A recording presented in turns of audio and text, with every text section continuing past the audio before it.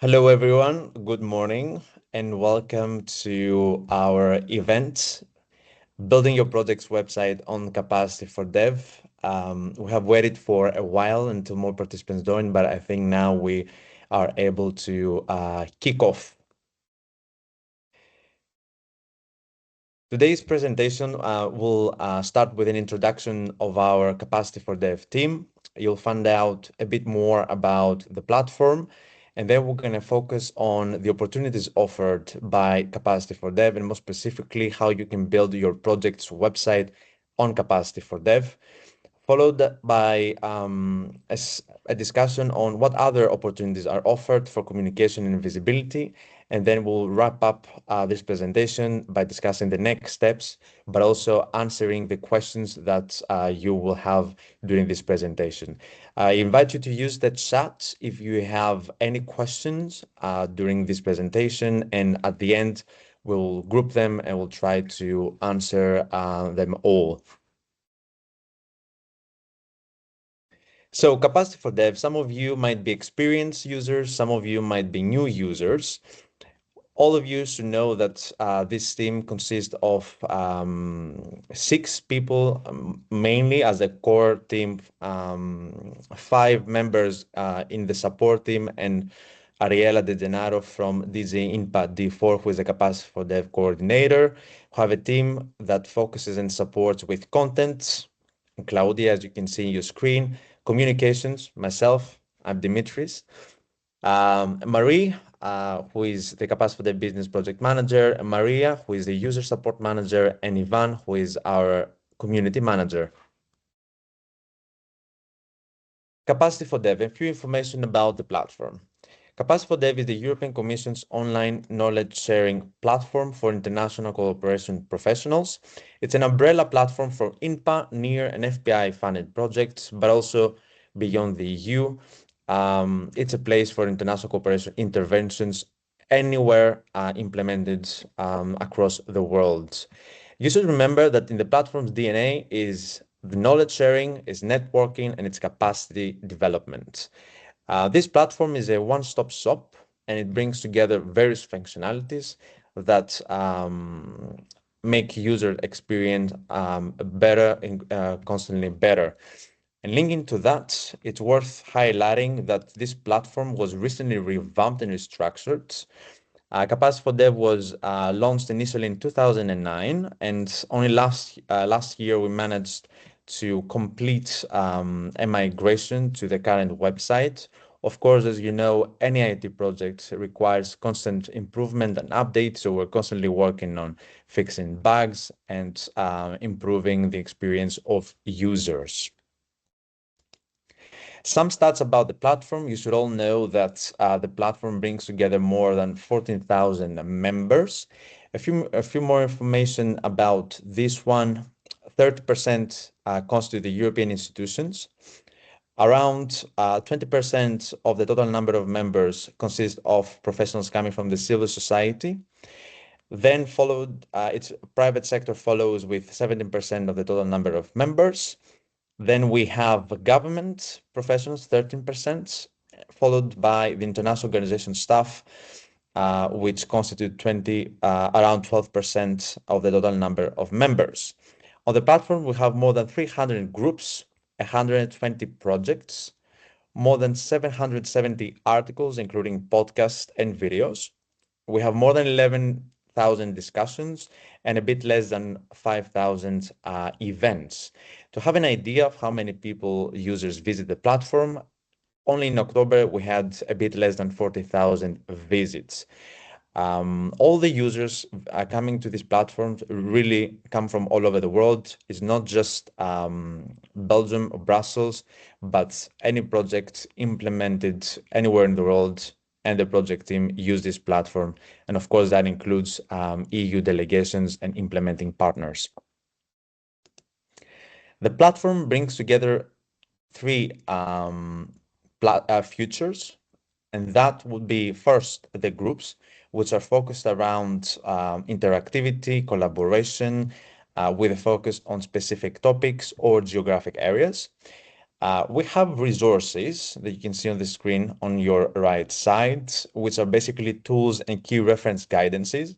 Examples of resources are the results and indicators for development, Team Europe initiatives and joint programming tracker, and also working better together in a Team Europe approach. The project features, which basically what we cover today with this presentation, constitutes mini websites that you will all get to know very soon. There are similarities and differences between the three platform features. Very quickly, you can see that the group is focused around interactions as mentioned earlier. The group can be either public, restricted, or private. Resource, on the other hand, it can be only public or restricted, and projects, which we cover today, can only be open to the public. What's in it for you? Well, as I mentioned, and as it is suggested by the title of this event, you can build your project website on Capacity4dev. You can partner with our team for content production. We'll explain more later on. And following this partnership with our team for content, we can bring you more visibility to your projects via the Capacity4dev channels. That includes owned channels on social media. We're active on Facebook, LinkedIn, X, but also we use other channels such as the European Commission's internet channels when it's necessary and relevant, but also the channels of our extensive list of partners. Now, let's jump to the main part of this presentation, which is about building your project website on Capacity4dev. Imagine most of you are involved directly in the management of a project, or maybe indirectly if you work with your subcontractors, potentially, and other partners. The project features of Capacity4dev. So you should remember that these are easy to build mini websites under the platform of Capacity4dev.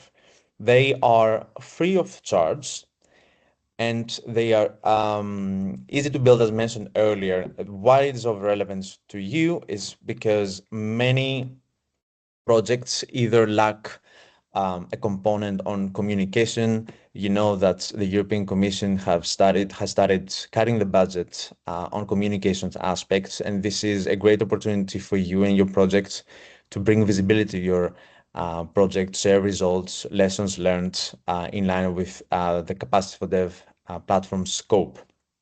The projects are open to the public, as mentioned earlier, and you can customize the homepage of these project pages and also their menu. Users can follow the project to get updates, but also react, like, comment, and also share the content of your project via channels such as LinkedIn, the other social media platforms, and so on and so forth. The contents on the project page can be filtered.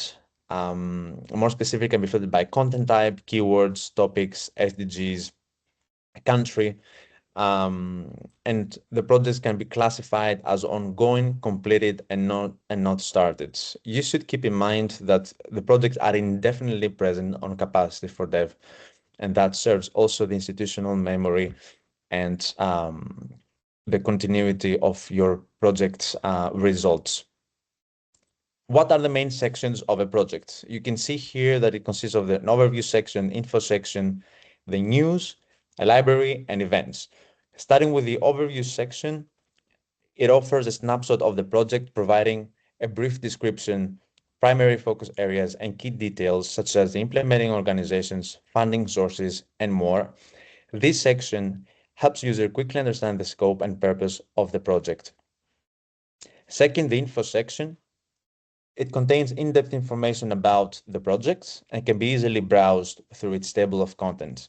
This section helps users understand the context and scope of the project. The third part, which is the news section, it features the latest updates and developments related to the project. By checking this section, users can stay informed about announcements, progress reports, success stories, and other newsworthy items. You can filter the relevant news by keyword, mentioned earlier, topics, SDGs, and many more. You can follow a project to get notifications about the latest news posted. Fourth is a library section. This section houses all documents and items associated with the project, including reports, publications, guidelines, toolkits, images, and more. Users can browse, filter, dive deeper into folders, and download the item to get a better understanding of the project and learn from its experiences. Last but not least, we have the events part, which basically lists upcoming and past events related to the project. Here we have included a tour of an example of a project that is the EU DEAR program. This is an example of a project that brings together the information shared earlier with you. Starting with the overview section, you can see here an overview, a snapshot of the project, providing brief description, primary focus areas, and key details. Second, we have the info section. You can see that depending on the needs, you can use certain parts in a way that is in line with your needs, with your project needs. Here you can see under news the filtering, so that users can go through the content that you have in an easy way.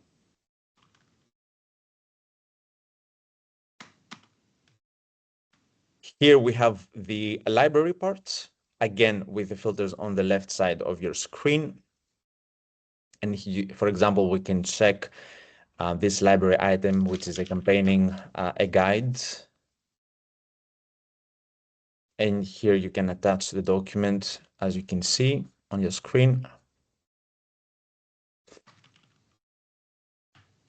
And of course, and this is a feature of events that is widely used by project owners, administrators. These events are also listed on the Capacity4dev page under events. And for your information, this is also something that our team constantly monitors, meaning the content added by the community members and of course the owners of projects. And we use this content, be it events, library items, and disseminate this content through our channels on social media, for example. What other opportunities for communication and visibility exist on Capacity4dev? We have an editorial calendar for multimedia content production. So our editorial team can work with you in the creation of content, such as articles, visuals, videos, and podcasts. We work on the basis of an editorial calendar. Normally, we try to identify an international day or a big event that generates buzz, and we publish our content in line with this. You should also remember that the focus of our content is on lessons learned, sharing best practices, challenges, and bringing teams from the field together in the form of an article or a video or a podcast. Then we're also active on social media. We have a LinkedIn account, which brings together not only the regular posting, but also we have a dedicated newsletter that is published on a monthly basis. We have an account on X, Facebook, YouTube, where we have many videos hosted there, but also the SoundCloud account where we highlight the podcasts that we have produced internally. Last but not least, we have the Internet European Commission channels that we use to disseminate content when we publish content that covers a funded project, an INPA funded, for example, project will be published in future on my INPA. If it is a NEAR project, will be hosted in the Internet of NEAR, FPI, and so on and so forth. Next step after this presentation, I invite you all to register to the platform. If you are not members yet, start by doing this. Become a member, join the platform. Second, I invite you to create one or more projects. And in this process, we are there to support you. We have an help and support section on the platform, but we also have a dedicated support team. You can see the email in front of your screen. That is the email support@capacity4dev.eu. And if you have any specific inquiries or you need support, we will be happy to help you in this process.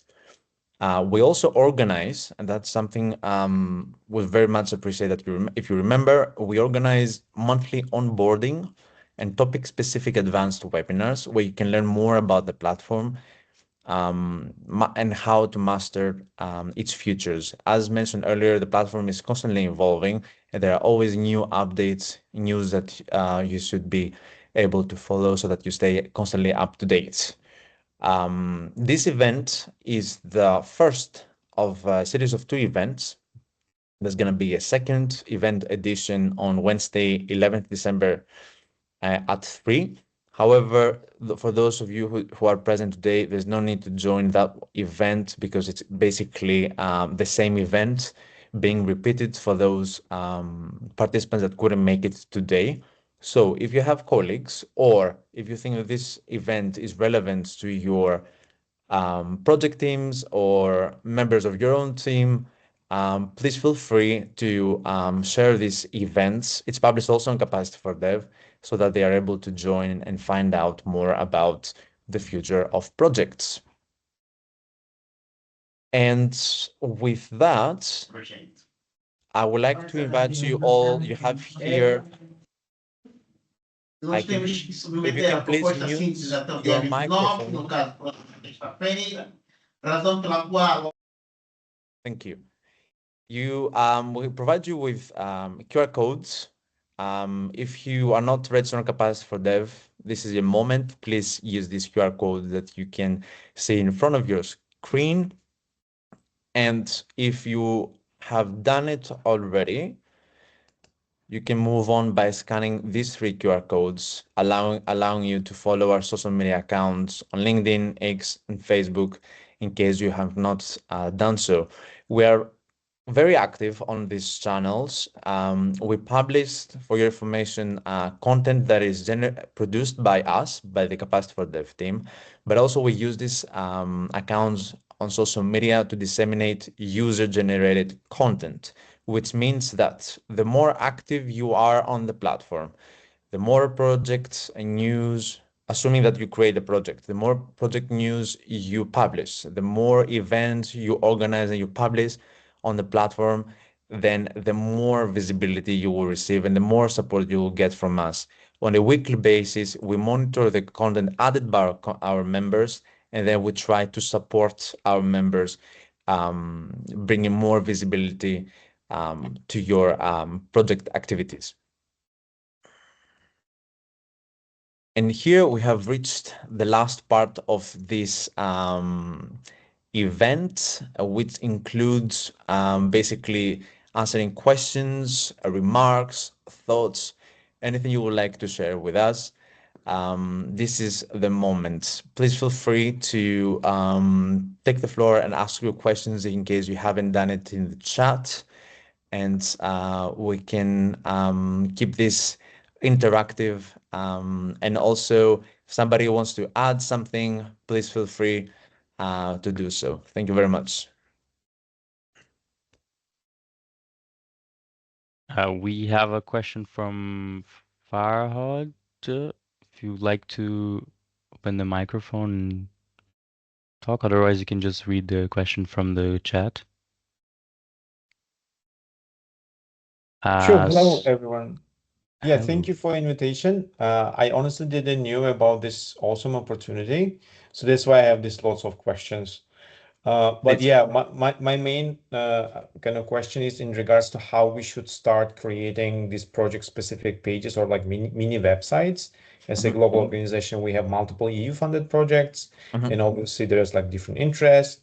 I'm more than happy to take it and then be like internal champion within our organization so that like other project directors could learn. But I just want to kind of make sure that I am kind of right at like, is it like one organization one person per organization should do those requests, or it's better like each project reach out to you, register, and then make those requests separately?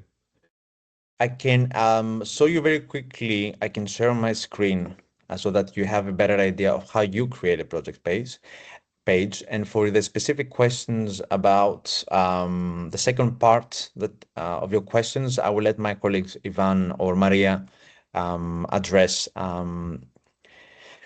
So assuming that you are logged in on Capacity for Dev, you see what it looks like to be logged in. Okay, I'm an administrator, but more or less you should have a profile here.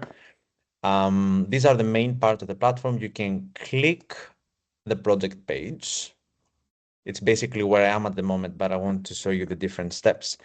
And as you can see on the top right side of your screen, there is this call to action, create a project. So once you create a project, you are redirected to this page where you enter the details required to create this project. For example, you can choose if it's a project or a program, then the stage of this, if it's non-starting, ongoing, completed, later on the name, a summary, a description, the starting date, the ending date, budget amount, the source of funding. Some of the information are mandatory, some of them are not. For example, topics and countries, you see here the asterisk, these are mandatory details that you will need to complete. You can add your banner, thumbnail, and then focus on the page content as you can see in front of your screens. You can add related content, and then also a message to the site administrator. There is also this text below that explains basically what is each field in case something is not clear to you. Again, as I mentioned at some point, either at the top of this page, you have help and support, or at the footer, there is this page called help and support. If you click on this, you are redirected to this page and you are able to enter a wealth of information that will help you in this process in case there is something that is not clear. You click on project, for example, which is the subject of this presentation today. You can find information there. What is a project? Create a project, and then managing a project. Here we have the different steps that are put together. You can see detailed information on how to act in order to create this. There is enough explanation for each field that you need to complete. And in any case, as I mentioned earlier, we have the support team. Maria and Ivan are the ones that you will be mostly liaising with in this process. Ivan, as mentioned, is the community manager, and Maria provides support to the users. Ivan, Maria, is it something that you would like to add as an answer to this question? Um, just about the second question, or the first question, which was about um, let me read again. Is it possible to group all projects of one organization in a single group? If you like, we can show as well, or we don't need to show a group, but just many people, they reunite the information of many projects or about an organization in a group. We don't have specific features for that, but you can always use from our text editor features, which is editing the text, adding hyperlinks, redirecting in your info page, for example, in the overview of the group, the other pages you might have in Capacity for Dev. So that's how basically you can do that. Maybe something that we can mention is that if you are thinking between a group and a project, you can have a group that is public, just like a project, but you should also keep in mind that a group involves a community. There are members in that group, and so you might want to foresee the frequency of your posting, how you can animate your group, if you want your group to be, interactive enough. You should foresee that aspect when you plan a strategy, because one thing is to create an online space, and another thing is to make sure that it works, it works well, and it's also sustainable. And by sustainable, I mean that it's active throughout the period that you want to define. I see the hand of Bianca, which is very interesting because Bianca is an owner of both a project but also a group. So Bianca, feel free to join us and share your Yes. thoughts. Yes. I actually have a question that I have not asked, even though I know we work a lot together. But is there a general approach that Capacity4dev has regarding, let's say, approval of the content? So, for example, working for the DEER support team that works with the EU DEER program from DG INPA, every article that we post gets reviewed and approved by our client in DG INPA, so our task manager. So we don't actually post much at all that has not been reviewed by someone in the commission. What is of course, it depends on the rapport we have, and we're hired as consultants, so that's it makes sense in our case. But what is the common practice? I mean, how much is reviewed by your team, and how much do you know is reviewed by commission staff who are working with the projects? Are you aware of, let's say, approval processes within the Capacity4dev website? I see this as a two-part question. Approval before we publish something is published, and then approval after something is public on the website. I can speak myself about the second part, meaning that for whatever we publish through our channels outside Capacity4dev, meaning the social media accounts, if we host something on the intranets of the commission, that content is checked, authored by who, if it is quality content. For example, social media, we want to include pieces of content that are nicely developed. There is that they're written from A to Z. That is probably media if it's added with some photos of high quality. That we look at and we review. For the second part, I will let my colleague Ivan or Maria, colleagues, if you want to add something. Yes. So for the content that is published by users inside of Capacity4dev, we do monitor this content, but only to check if it's compliable with our policy. So if it's non-commercial, if it's not a spammer, otherwise we will delete from the platform and notify the user. The articles we produce in Capacity4dev, they are reviewed also by our peer Ariela in INPA. But otherwise, what users publish in the group, if it's not violating our policy, it's on them, completely on them. So the credibility you can check is by the person who is that person that is writing, where does she works. And lastly, about spaces. So if you have a project and you want to open a project in Capacity4dev, that goes through a double verification, which is by me and by Ariela on INPA. So we check if it's a EU related project, who is managing the project, if it's the right person. And if it's, let's say, a resource or a group, we check if it's, for example, a new activity, if we have at least an owner of the group that is from the European Commission. Okay. So we try to link all this, and also if Maria would like to pitch in, but we also have the user verification process to ensure that we have secure users in the platform and that they are reliable and they're true persons. Okay, thank you. It's clear. Bianca, Maybe I can add yes, please. just from my point of view. So indeed, one thing is the user validation, one thing is the validation of new groups and projects. In this validation of when you request a new project or group, we also make sure if it's a project, is usually about a specific project, so there shouldn't be another project on the same topic. If it's a group, if you ask to open on a certain topic and we see that we already have another group on the same or nearly same topic, we might recommend you to merge your content in this existing group.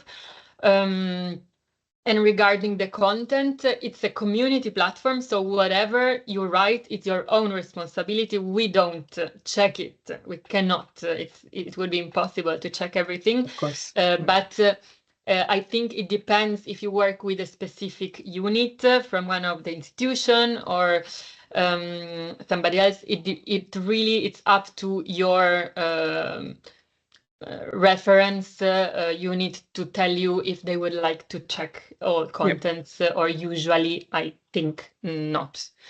And as my colleagues mentioned, it's totally different if it's an article written by the Capacity4dev team. In that case, we do validate with the unit itself or the project implementers to make sure that the content is correct. Thank you. Thank you. And since we have, thank you, Ariela. Since we have Bianca here, Bianca, if you want to share a little bit your experience as an owner of spaces on Capacity4dev, we showed you. So Bianca, in case I didn't mention earlier, she is involved in the management of the project that we showcased as an example of a project, the UDIR project. So Bianca, if you want to say a few words, tell us about your experience, how you use it, if it has been useful for you, what has been your priority managing this group. I'm sure the participants will be happy to hear about your experience. Yeah, so I'm very familiar with Capacity4dev because I've been using it for many, many years. I think at least 10 or 15, if I'm not mistaken, in different capacities for the last few years, and I've used it the most for the creation of what you indeed showed. And it's basically all the content of that we want to communicate about. And what we communicate about is activities and stories by projects that are funded by the EU DEAR program, which is an INPA program. And we put news articles, which, as I said, can be stories or news items, sometimes activities, but we try to stay away from, let's say, just activity descriptions. We post resources in the library, so things that have been produced by the EU-funded projects, by the DEAR-funded projects, that could be useful both for the other DEAR projects, but also for the larger community.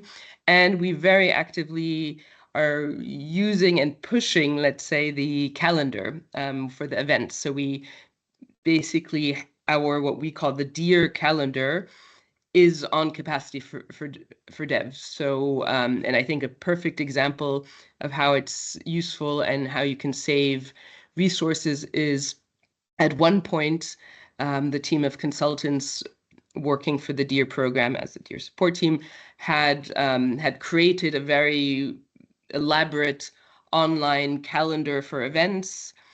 It wasn't really being used. It had used up a lot of resources.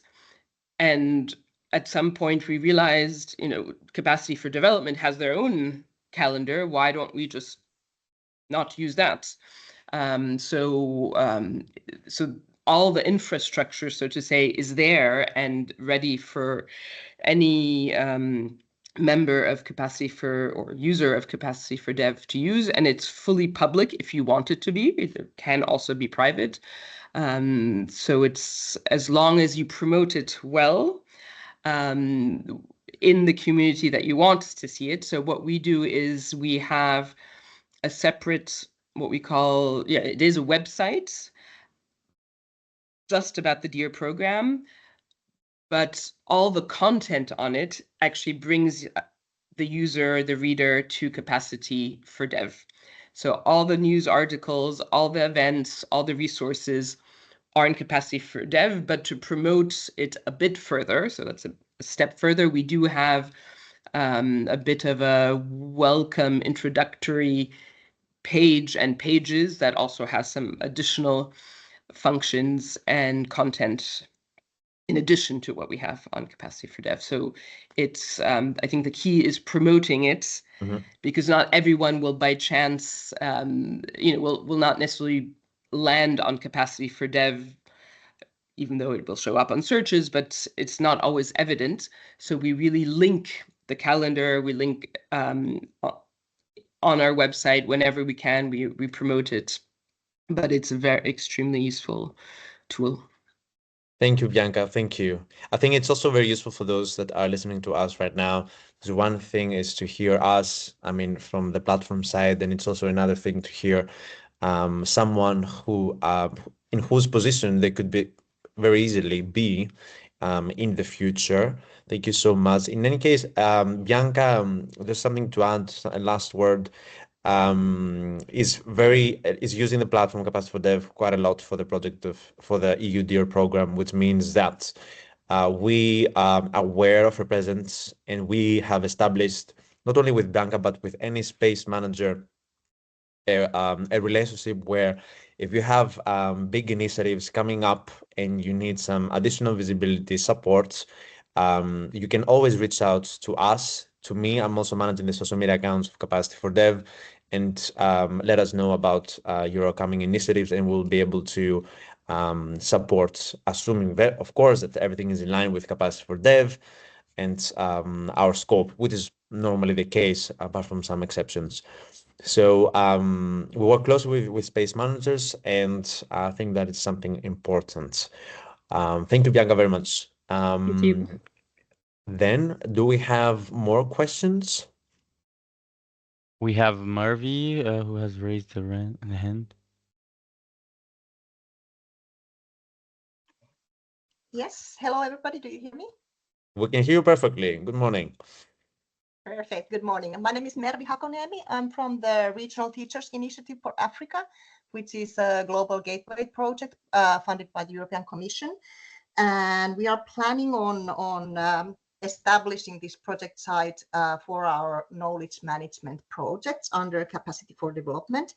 And I wanted to make sure, is it so that it doesn't require signing up neither for Capacity for Development platform or for the project site in itself to be able to access the information? So is it completely open access? So that was my first part of the question. And secondly, if it's completely open access, can I restrict some parts of the site only for certain users? For example, if I want to establish a specific working group under the project site. And then on the other hand, I wanted to ask you, you mentioned that you aim to publish these best practices and lessons learned. So do you have them gathered somewhere in a repository that one can browse and go through the different lessons learned that have been gathered? And can I use, like, for example, filters to search for certain kinds of lessons learned and best practices? Yeah, thank you very much. Can start answering some questions, but my colleague can feel free to supplement my answer. So you should keep in mind that the project future on Capacity for Dev, it's open to the public, which means that whatever you publish on the project will be visible and accessible by the public. If you want to restrict access to information, then perhaps you should consider the option of a group, especially if it is if they focus on knowledge management, for internal communication, or if you want to give access to a specific number of users, you can use the group feature. You can develop your group in accordance with your needs, define its scope, and then you are able to be on top of who gets to see, who has access, and so on and so forth. And about the third question about the lessons learned gathered, yes, the answer is yes. You can, under the page of articles on Capacity for Dev, we bring together all the articles that we as a team have produced, including voice and views articles, including podcast interviews, videos, But also we have content on that page that is written by our Capacity4dev ambassadors, which are participating in this program that we have, Capacity4dev Ambassadors Program, and they also share tips, lessons learned from the project and their initiatives. So under articles, if you go, you can find out everything that you need for best practices, lessons learned. Under resources, you might want to check tools and some guidances that are can be useful for you since you are involved in the project management and interventions. Would somebody else like to add something from our team side? No, not really. You answered really well, Jimmy. Thank you. Maybe just one thing. So as Dimi said, the projects are open to anybody, even if they don't have a Capacity4dev account. So if they don't register as members. Though if they do register as members, they will be able to be more active, for example, like the content you posted, in some cases comment on some items, and of course, well, in projects, the users cannot post content themselves, but in groups, yes. So if, as you were mentioning, that you might think of creating a connected group for a restricted type of community, in that case, user will need to register to be able to contribute actively and even to see it. So if it's, for example, a group restricted to EU staff or other specific organizations, if they are not logged in that moment, they won't be able to see it because the system will not recognize that they are from that organization. Thanks. Hope we answered all your questions, Mary. Yes, Yeah, thank you very much. you're welcome. Do you have any more questions or thoughts, remarks?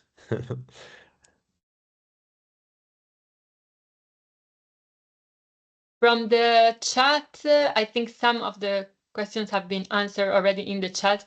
I don't know if Ivan or Maria, you want to mention some of those that might be interesting also for everybody. For example, the question about what type of content can be posted in the library. Yes, I can comment on that. So the library that works for groups, projects, or resources, they all have the library feature. You can upload a photo album, you can upload some PDFs, you cannot upload videos directly. It's not supported in our platform. Although we have our YouTube channel for Capacity4dev, if you ever have a video and you don't have a channel yourself on YouTube, you can send to our support mailbox and we'll be happy to upload it on our YouTube channel, and then we provide you with the link and you can publish it in your library. But also, it's not only necessary to publish videos in your library. You can use the embed option in every text editor. Every page that has a text editor, you can use them. So in the overview of the project, you can also add a video, for example. And what is in the library is also very useful to take the hyperlinks and drop them alongside of your pages. You don't need to necessarily reserve them to the library. The library can also be organized by folders. Uh, should I show it? Or would you like me to show the library a little bit? I'll share my screen. So you can embed both videos and also audios, for example, for podcasts. As we also have some podcasts that the Capacity4dev team produces, you can do the same. So as we were talking about the year program, so you have here, it is possible to add folders and organize the library, but it's also, it works as with a search engine. You can organize by topics, by SDGs, by countries, and even by content type. For example, as I mentioned, you can have a photo album. And that's pretty much how you can see it from the plate to the planet. Yep. And if you have if you upload the PDFs, there is also this nice functionality that you will see a preview of the PDF directly on the page, which you can scroll and so on. So that's quite nice. Yep. Here you are. Yeah.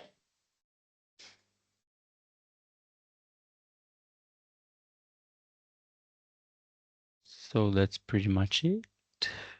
I read another question by Farhad. I don't know if Farhad is still here with us. He's asking, is it possible to invite the Capacity for Dev team as guest speakers to our internal global gatherings to speak about the platform so you can help us promote this amazing opportunity? Well, it's always good to reach out to us if you have any doubts or if we can participate.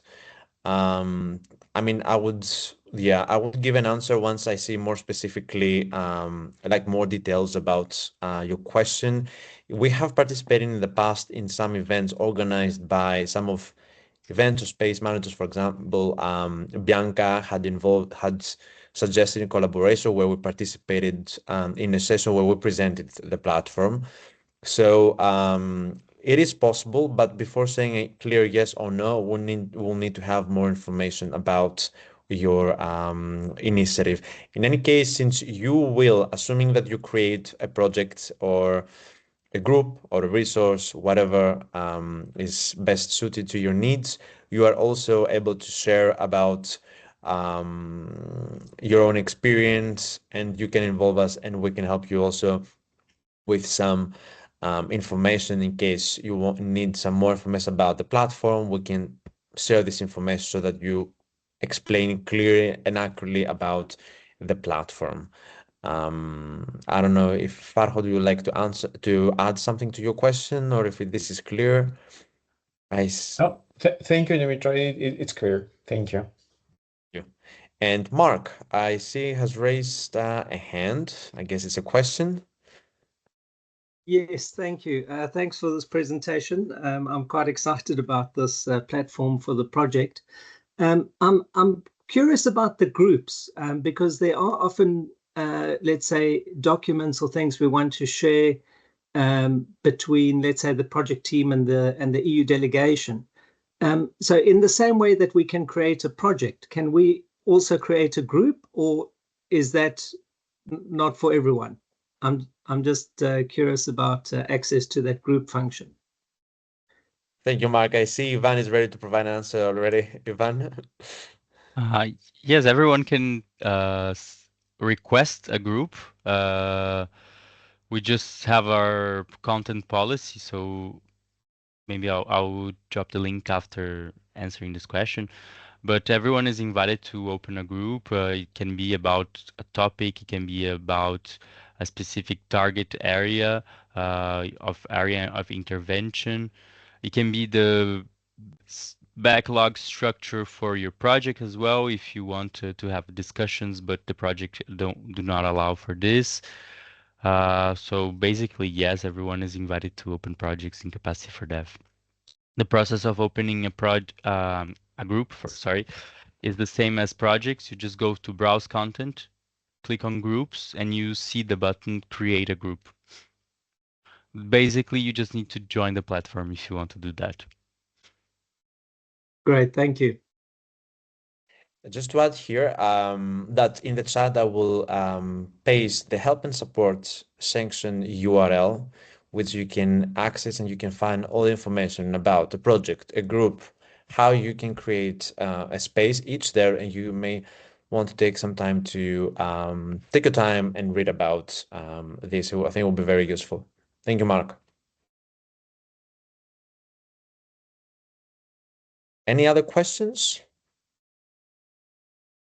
I think so far have received some very good questions that are relevant to everybody.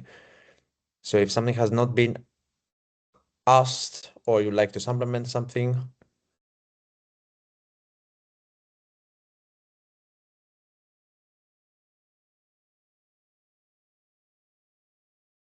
I think we're good. I don't see any raised hands. And we are almost a little bit before 11. So I would like to thank you all for participating to this presentation. I hope you found it useful. I hope that we see more of you on the platform, creating online spaces. In any case, we're here to support you. If you have more questions or if something pops up later after this information where you take your time to explore, please feel free to invite other team members of yours, project teams, contractors handling projects, colleagues who are involved in the implementation of a project. Please feel free to invite them to the next edition of our event on the 11th of December. This event is published on the platform and we will also disseminate via our channels.